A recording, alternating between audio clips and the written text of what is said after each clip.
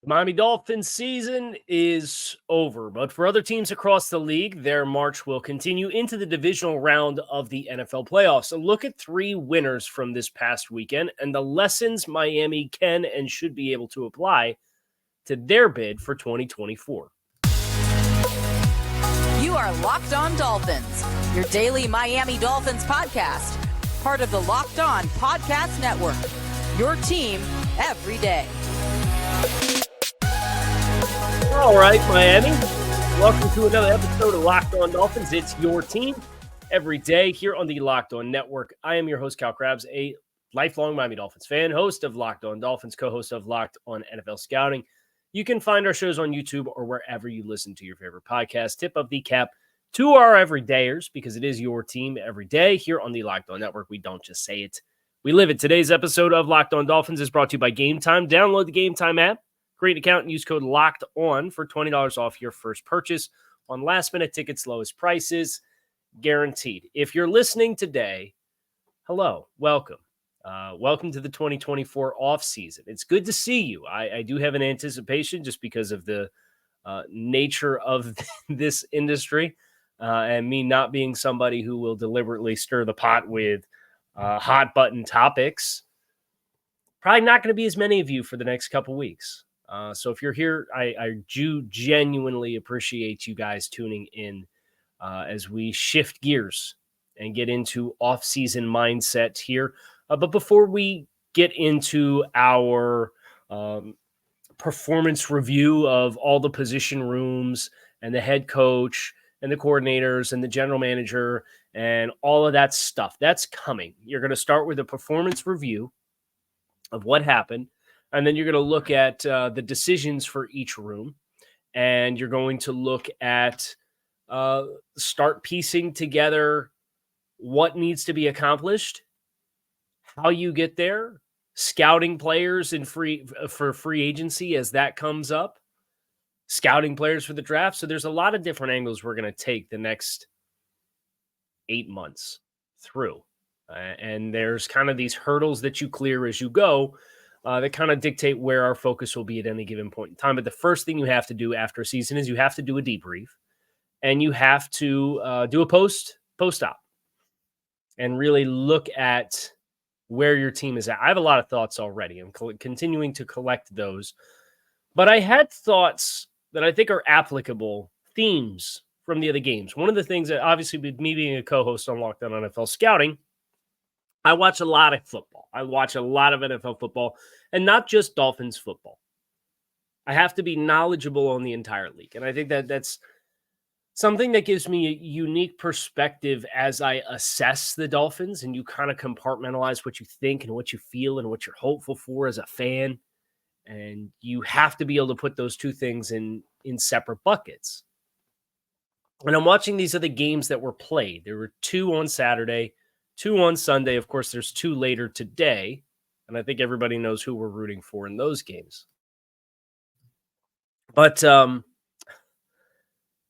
there's themes for the winners that I think are applicable to where the Miami Dolphins want to go and need to go and have to go. And the first team is the Houston Texans. They were the team that played before the Dolphins on Saturday. And the observation for Houston as a winner is a little bit less about the team and its own performance. Obviously, you have 2 pick sixes. You catch Joe Flacco. You have C.J. Stroud hitting some haymakers early in the game. The thing that stood out to me about that was looking at Miami's lack of postseason wins with this current iteration of the team, and obviously you can extend that all the way back. They now own the longest active playoff win drought in the NFL because the Detroit Lions won last night. And these margins are so close. We've already talked about, from Miami's perspective, 3.5 minutes versus Tennessee is the difference, every other game being the same, of you playing in Kansas City in sub-zero temperature and you playing at home against the Pittsburgh Steelers in the wild card round. Like, it's that close. And for Houston, You think about a Browns team that won 39-38 against the Colts in improbable fashion in week 7. If that game had gone differently, or the Cleveland Browns beating the Baltimore Ravens in Baltimore in week 10, 33-31 on a last-minute play, or Cleveland kicking a game-winning field goal against San Francisco in week 6 to win by 2 points. Any one of those margins goes differently. The Texans catch a different team. If any one of those games went differently, the Texans catch the Miami Dolphins, and the Cleveland Browns are the 7th seed.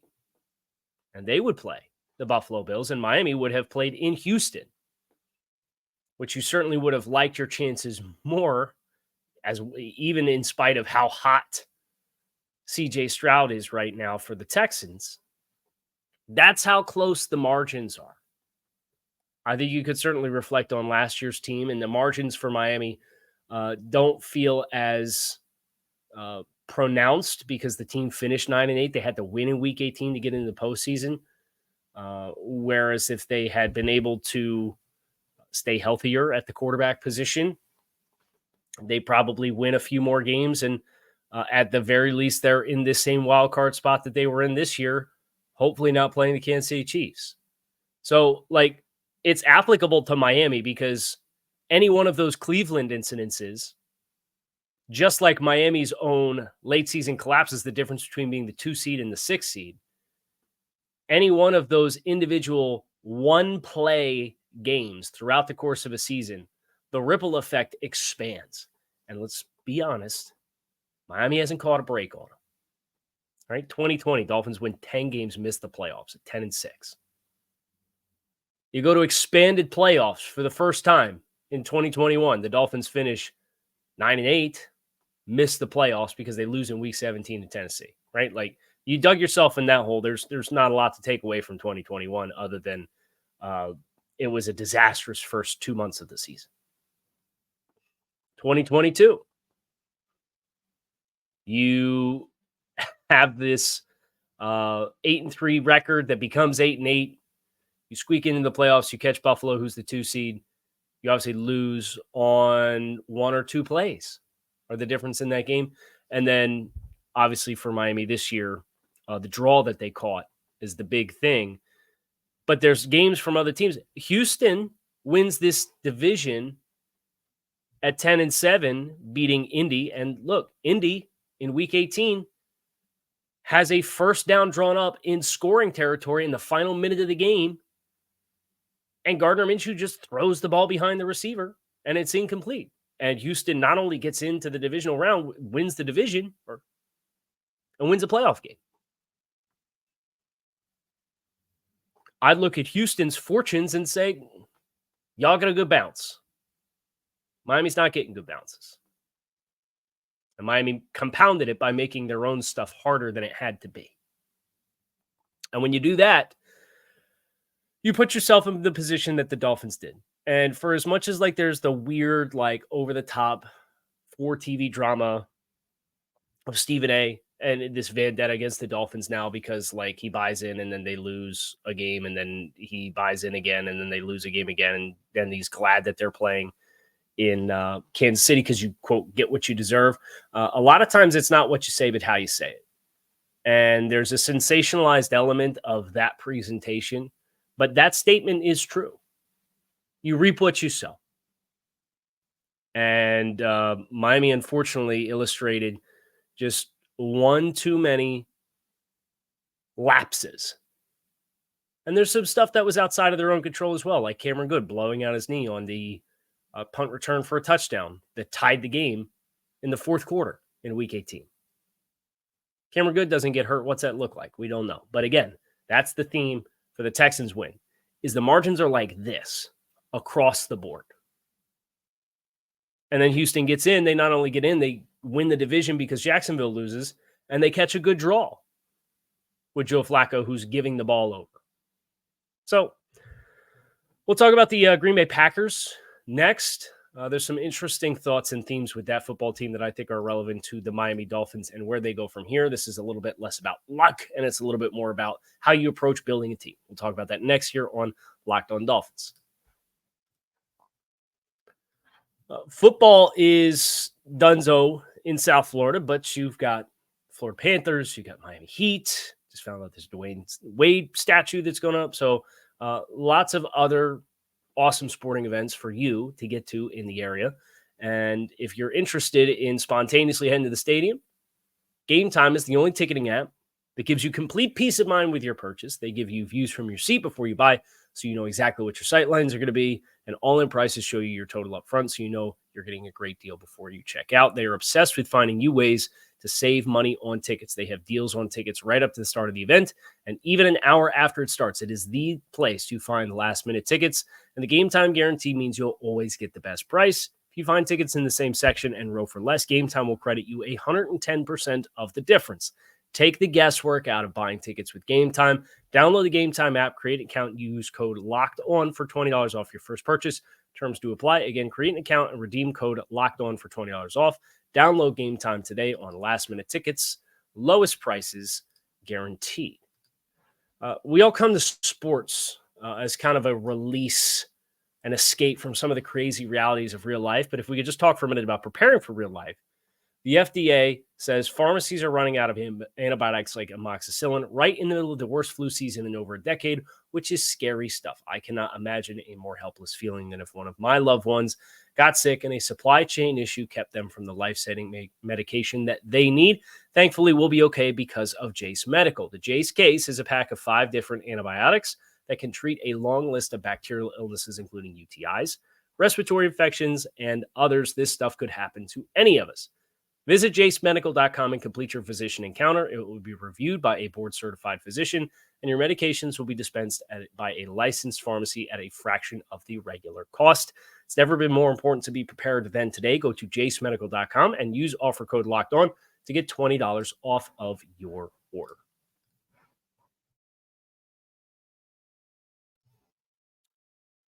So, the Green Bay Packers layeth the smacketh down on the Dallas Cowboys. 48 points they put down. And this was not just the Cowboys being the Cowboys in the postseason. There's some things that the Packers did. The Packers obviously got hot. They finished 9-8, and they won. From week 11, they were 6-2 over their last 8 games. Got hot at the right time of year. Ironically, kind of the inverse of what Miami did in their final 5 games, right? Where you go 2-3 and then you lose a playoff game. But Green Bay, they win this football game by absolutely punching the Cowboys in the mouth. If we're being honest, they railroaded the Cowboys up front. Aaron Jones rushes for 3 touchdowns. Green Bay finishes with 143 yards on the ground and 3 touchdowns on 33 attempts. They have 415 yards of offense. They're 6 of 10 on third downs. Dallas ends up running up a bunch of yardage. So Dallas finishes with hollow yards, more than 500 yards of offense. But Dallas is down with 20 minutes left in the game. They're down 34-10. They're down 24 points. They're down 27-0 just before the half. They needed a touchdown on the last play before the half to get on the board and cut it from a 27-point deficit. Aaron Jones, 21 for 118 and 3 touchdowns. And the Packers are able to do this with a starting offensive line that includes Elgton Jenkins, stud, Josh Myers, recent day 2 draft selection at center, Zach Tom, Rasheed Walker, and John Runyon. The Packers' best offensive lineman did not even play in the football game, David Bakhtiari. As a matter of fact, you look at the offensive line, they rotate guards. with John Runyon and Sean Ryan. Sean Ryan took 26 snaps offensively. It's 46% of the offensive snaps. John Runyon took 34. That's 61%. They're rotating offensive linemen at times. The theme that I have here, and it's something Miami kind of experienced their first little taste of with Austin Jackson and to some degree Lee Meikenberg.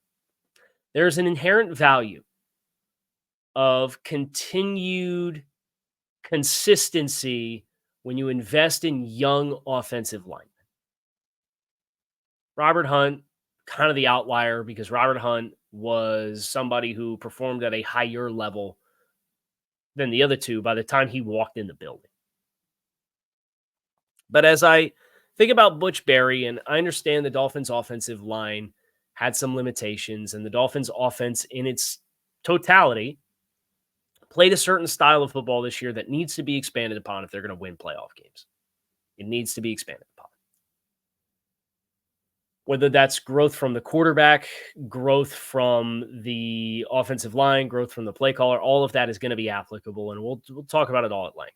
But Green Bay, without David Bakhtiari, their best offensive lineman, sees two players take all 100% of the snaps in this playoff game. It's Josh Myers and Rasheed Walker. Rasheed Walker was a raw talent coming out of Penn State. He's a 7th-round pick. John Runyon was a late day 3 pick who has started a significant amount of games. He started 50 games in 4 years for the Packers. Kind of a low ceiling player. Sean Ryan was a 3rd-round draft selection for them in his 2nd year.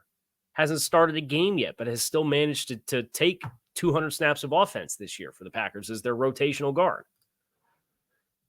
They get Zach Tom, who's kind of a multi-tool player. He is in his 2nd year as well. And by the end of this 2nd year, he's a pretty high-performing player. For Miami,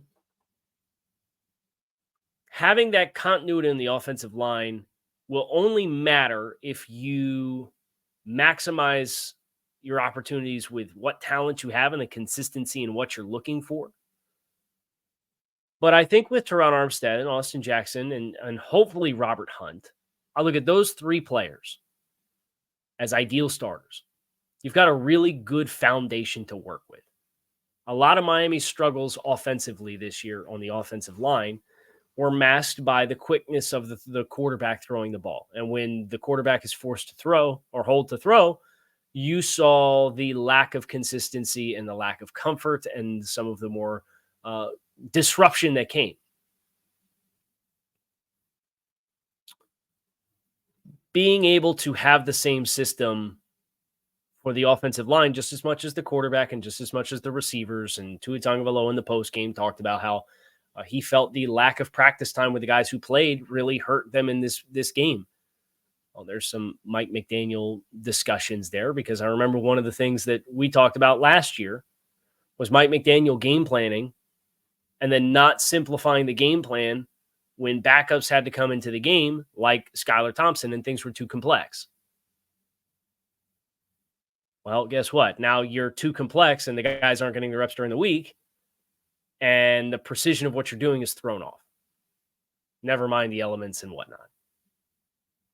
We'll talk about Mike.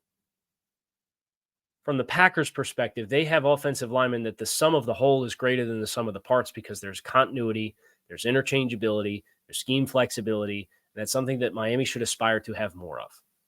They also have a big center. They can bully up front if they want to. And that's something I don't think Miami is consistent enough with. And you acknowledge they played the vast majority of the final 2 months of the season with 3 backup interior offensive linemen. So I understand why that didn't necessarily happen. But it's going to be a focal point of this show to talk about what improving that can look like. Speaking of offensive lines, we got the Detroit Lions, who won their first playoff game in almost my entire lifetime. They last won a playoff game in 1991, the 1991 season. I was born in 89, and the Lions have won a playoff game. They edge out the LA Rams. We're going to talk about some of the themes and consistencies for Detroit that I think Miami needs to be able to apply to bring this episode of Locked On Dolphins to a close. The NFL playoffs are here, and there's still time to get in on the action with FanDuel, America's #1 sportsbook. Right now, new customers get $150 in bonus bets guaranteed when you place a $5 bet. It's $150 in bonus bets, win or lose. The app is super easy to use. There are a lot of different ways to bet, like live same-game parlays. You can find bets in the Explore tab. You can make a parlay in the Parlay Hub, which is the best way to find popular parlays and more. So visit FanDuel.com/lockedon to make your first bet a layup with FanDuel, official partner of the NFL. Detroit. I have two thoughts here, and I heard Dan Campbell talking to the team in the locker room after Detroit wins on Sunday Night Football and advances to the divisional round. They will be at home. Obviously, the 2 seed Dallas Cowboys lose. So Detroit is going to get a home game in the divisional round against the winner of tonight's Philadelphia and Tampa Bay game. There's a pretty decent chance the Detroit Lions are going to play in the NFC Championship game. Dan Campbell, during the post-game speech in the locker room, gave out 2 game balls. One was to general manager Brad Holmes. And Dan Campbell talked about kind of the ugliness of this business, but when you have people who start and have a mutual vision and work together, you can create something like what Detroit has been able to create, turning themselves around from winning 11 games, from 2019 to 2021, which was the first year of the Campbell era, to winning 12 games, winning more games this year in their regular season than they did in 3 seasons in the last 2 years of Matt Patricia and the first year of Dan Campbell. It's pretty special stuff. They obviously win a playoff game. They beat the Rams. And when he gave the game ball to Brad Holmes said, we were so intentional about being about toughness and grit. And that's so much. Again, it's not how you say, it's not what you say, it's how you say it. Mike Florio, I know he's rubbed Dolphins fans the wrong way, but it's because he doesn't have to put what he says through the lens of making sure the message is well received by any individual fan base. Mike Florio said after the Dolphins lost that the Dolphins need an edge in 2024, and I'm inclined to agree with him. They have tough players. They have some tough players. Guys like Alec Ingold. I like Jalen Waddle being as mentally tough as he is to play through the high ankle sprain. One of the pound-for-pound toughest dudes on the team. But there's also an element of physical toughness that you separate and compartmentalize from mental toughness. And you have some physically tough guys on this football team. I just think you need more. I think about Robert Hunt as a physically tough dude. I think Christian Wilkins and Zach Sealer are physically tough dudes. I think about what the Dolphins have in their skill group. And they have a lot of guys who thrive in space as compared to thriving through contact. And I think about Detroit and Amon-Ra St. Brown. A little bit of a different physical style he brings. Think about Jarvis Landry. And I'm not saying bring Jarvis Landry back. But which player on the Dolphins' current skill group would you feel like invokes the competitive toughness and physical toughness, even as not the biggest guy, that Jarvis Landry had when Jarvis Landry was here in his peak? I don't know that I have one. I think you saw some flashes from Jalen Waddle, and he added some weight this past offseason. But that also goes back to Green Bay. Green Bay's got all these young pass catchers, but they got a guy like Jaden Reed, who's built like Miami's wide receivers. They got guys like Christian Watson, who's a height, weight, speed freak. They've got Dontavian Wicks, who's another big, long body. They've got kind of a middle of the road, but still explosive player in Romeo Doubs.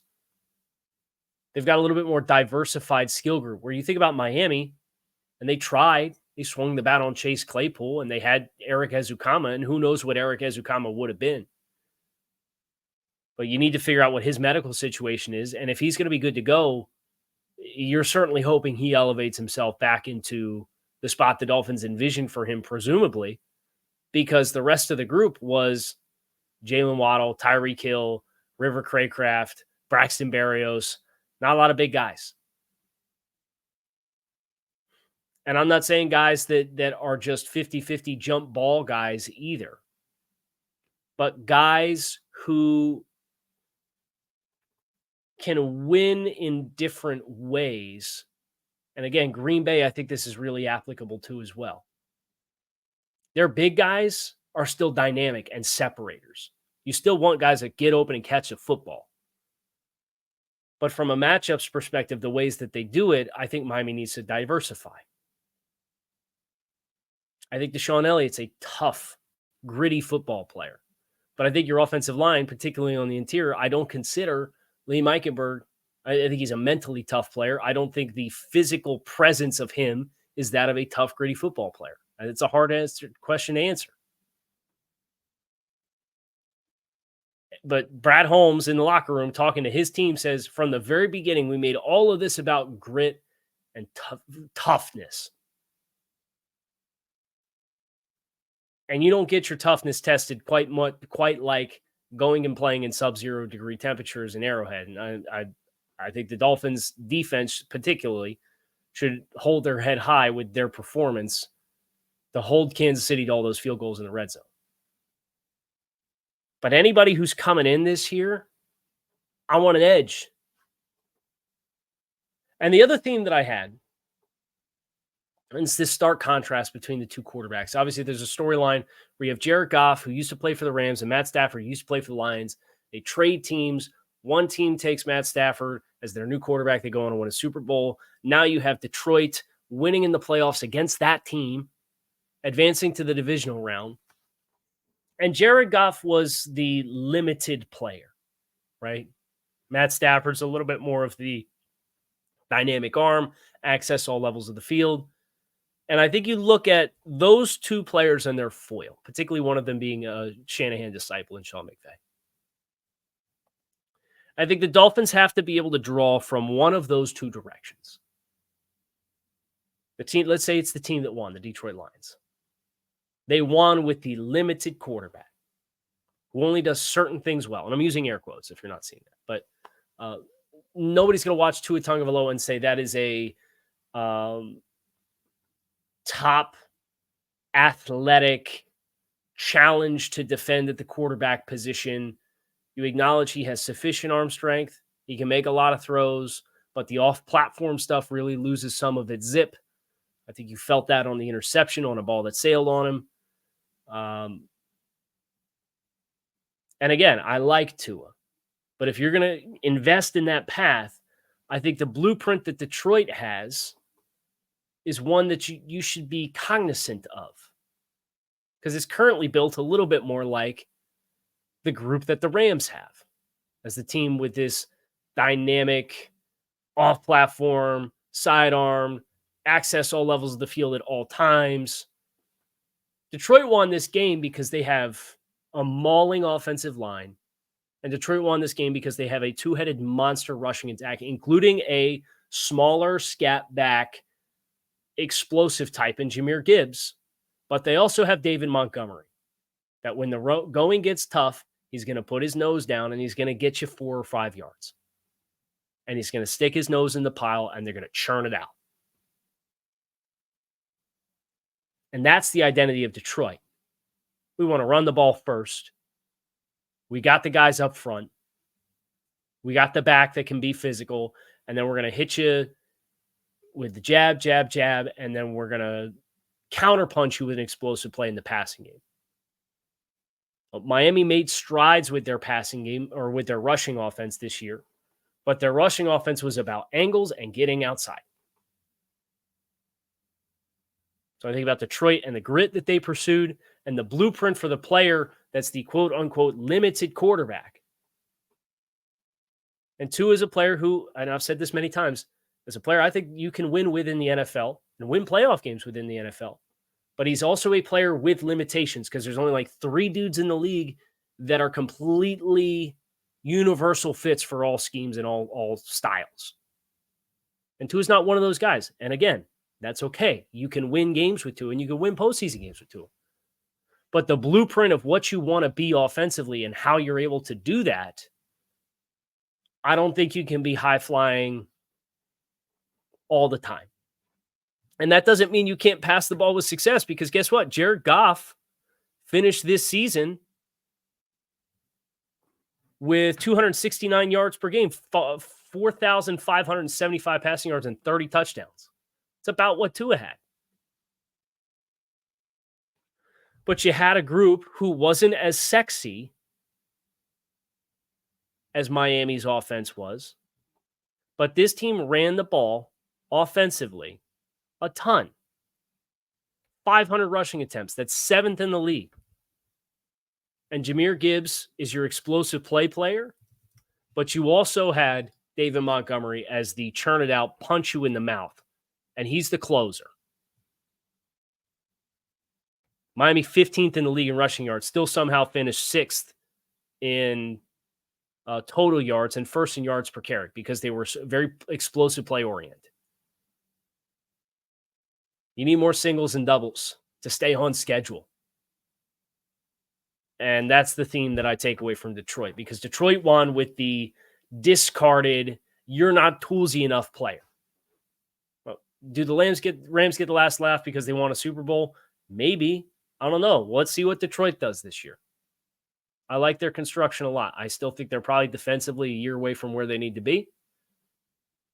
But they've got themselves a postseason win for the first time in 3 decades. Which means the Dolphins are up next. But you're going to have to probably wait until 2024. And hopefully that's the year. Hopefully you, like Houston, get a bounce of the ball. And hopefully, like Green Bay, your continued continuity as you make new investments and see through your older investments allows you to stabilize. And hopefully, like Detroit, you find a little bit more of a physical edge to take instead of claim space. Take space. It's got to be a difference moving forward for the Dolphins. That is going to do it for us here on this episode of Locked On Dolphins. It is your team every day. Hope you guys enjoyed today's show. You can find us on YouTube or wherever you listen to your favorite podcast. Make it a great rest of your Monday. I'll be back again tomorrow as we start to transition into our off-season calendar.